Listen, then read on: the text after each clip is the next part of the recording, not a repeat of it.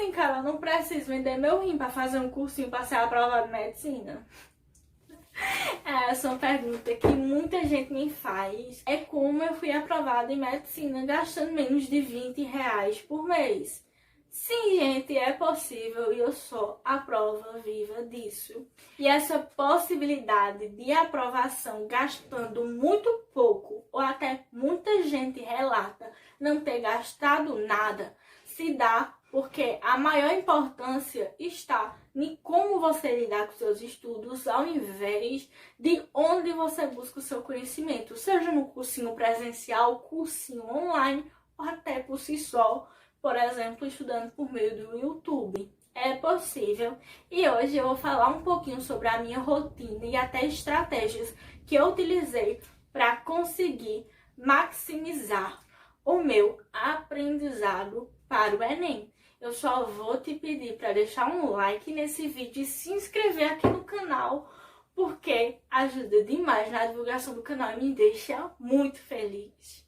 Eu vou te falar um pouquinho sobre o meu histórico escolar, porque essa habilidade de aprender melhor eu não adquiri do dia para a noite, mas eu errei muito antes de aprender como fazer certo, e é isso que eu vou te falar hoje. Eu vim do ensino médio em escola pública, ninguém nunca me falou sobre como estudar, sobre como saber se eu estava absorvendo algum conhecimento ou como ser uma pessoa mais produtiva. Então eu só fui seguir na vibe. E sabe um ratinho no meio de leões? Foi como eu me senti quando eu abri a janelinha da minha realidade e vi as pessoas com as quais eu estava disputando uma vaga de medicina. E eu fiquei muito triste com isso, porque eu não tinha recursos financeiros para frequentar os mesmos ambientes que aquelas pessoas frequentavam, geralmente cursinhos caríssimos, mas aí eu segui acertando e errando até chegar na rotina que eu vou falar aqui para vocês. Para quem não sabe, eu fiz um cursinho online, eu fiz o ProEnem e eu escolhi o plano mais básico de todos, que foi o de R$19,90 por mês. E eu criei em mim a responsabilidade de pegar todos esses recursos que o cursinho me favorecia e usar a meu favor. E como eu fazia? Eles tinham um cronograma próprio, então eu me organizava para seguir aquele cronograma do cursinho. E o que eu fazia era assistir todo dia, incansavelmente, as aulas do ao vivo. E eu via com muita atenção a aula, porque o meu objetivo sempre era de ver uma aula apenas uma vez, porque eu sabia que se eu tivesse que ver 2 ou 3, era, sei lá, 2 horas minhas jogadas no lixo. Então eu sempre priorizei ver a aula apenas uma vez, então eu prestava muita atenção na aula, ficava no meu cantinho, fazia as anotações o máximo que eu conseguia. E logo após a aula, eu ia e fazia a metade dos exercícios. Como assim, Carol? Tinha 10 exercícios lá separadinhos para eu fazer. Eu fazia 5 e me autoavaliava e via a resolução logo no primeiro dia.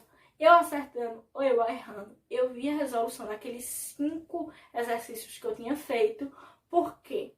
Porque essa visita a resolução de uma questão, isso se aplica a qualquer matéria, vai me dar tanto a visão do que eu errei, tanto de possíveis outras formas de resolver aquela questão que podem ser mais fáceis do que a que eu utilizei. Então eu via, fazia os exercícios, já tinha uma visão de como eu estava naquela matéria e logo em seguida eu via a resolução.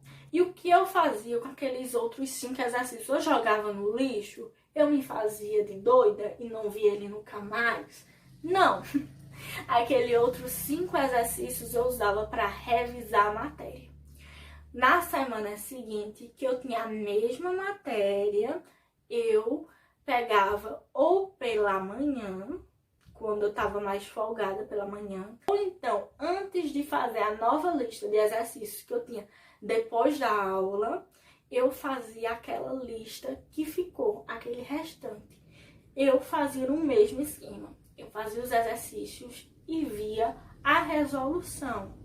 Mas nesse momento eu tinha o pulo do gato, que era dar uma olhadinha naquelas questões que eu tinha feito no momento da aula da semana anterior. Aquelas outras 5 que eu já tinha feito, eu dava uma outra olhada para ver se estava tudo ok, para ver se eu me recordava do modo de resolver. E aí, fazia as outras 5 e guardava. E nesse novo dia, quando eu já tinha feito a nova aula, já tinha feito as novas 5 questões, eu sempre dava um jeitinho de revisar aquelas outras que eu tinha feito anteriormente, para sempre ir mantendo fixa na minha memória aquele aprendizado. E Carol, o que era que tu fazia quando surgiam dúvidas? Outro ponto forte do cursinho online, que eram as monitorias. Durante o momento da aula ou durante o momento do exercício, eu sempre anotava as dúvidas que eu tinha para levar para as monitorias que geralmente ocorriam pela manhã, e eu levava com o professor e perguntava mesmo, porque uma coisa muito comum entre os estudantes é ter medo de parecer burro na frente dos outros coleguinhas.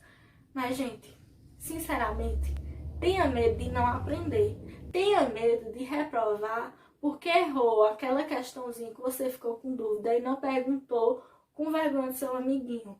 E esse é um conselho de quem já passou muita vergonha na vida por perguntar. E eu nunca me arrependi, tá bom? Eu pergunto mesmo. Porque é um momento meu, é um momento de aprendizado, é um momento que eu não vou ter de novo, então eu pergunto. E outra coisa que eu priorizei durante os meus estudos foi realizar redações. Sério, gente, esse plano que eu assinei, ele só me dava direito a uma redação.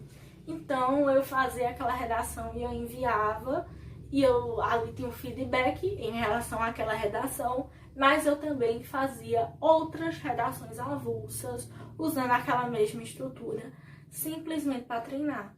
E isso, a internet tá cheia de temas que você pode pegar e você pode fazer suas redações com base naqueles temas e treinar, porque é muito importante. Como eu já tinha um pouquinho de dinheirinho, assim, um pouco, durante pelo menos a primeira metade do ano, eu fazia desse jeito, ia fazendo as redações, ia guardando, enviava aquela única que eu tinha direito de enviar, via o feedback e guardava aquele feedback comigo. Só na segunda metade, já pra perto, eu lembro que, acho que foi em agosto ou foi em setembro, foi que eu comecei a comprar aqueles créditos avulsos 4 para enviar um pouco mais de redação. Mas em grande parte do ano foi somente isso. Outra prática que eu priorizo de coração, e quando alguém vem me pedir dica, é o que eu digo: realize prova antiga. Não importa a quantidade de exercícios que você faça. Sabe aqueles exercíciozinhos modelo Enem? Eles podem ser modelo Enem, mas eles não são Enem. Então aqueles exercícios servem muito, são muito bons para você exercitar, para você ver o seu ritmo de resolução. Até vai que cai outra questão parecida com eles, mas ver o que já caiu do Enem é fundamental, porque aí você vai estar realmente vendo o Enem. E eu recomendo que vocês comecem a fazer pela prova de 2010, que foi quando houve a primeira grande mudança do Enem, que ele se tornou uma porta de entrada para as faculdades e mudou a própria prova do Enem mesmo mudou. Outra coisa, além da técnica de fazer num ritmo melhor, conforme você já vai ter um maior conforto com as questões, entra o caso das questões do Enem serem algumas muito repetidas. Sempre tem um Enem ou outro que você bate o olho numa questão e vê que ela é assim, a irmã gêmea, pode não ser a irmã gêmea de outra, mas é a irmã mais nova de outra que já caiu. Então isso é uma característica do Enem e que torna ainda mais interessante essa realização de provas antigas. Então, gente, esse foi o vídeo. Tente, se você ainda não coloca essas práticas, essas habilidades na sua rotina de estudos, tente colocar, porque foi o que realmente fez a diferença na minha rotina de estudos, inclusive nos meus resultados do Enem, e me fez ser aprovada gastando menos de R$20 por mês. Que me diga se não é uma coisa assim maravilhosa. Eu vou pedir para que, se você gostou do vídeo, deixar o likezinho, se inscrever, porque aqui sempre tá tendo vídeo novo. É com muito carinho que eu trago tudo. Um forte abraço, um beijo e até o próximo vídeo.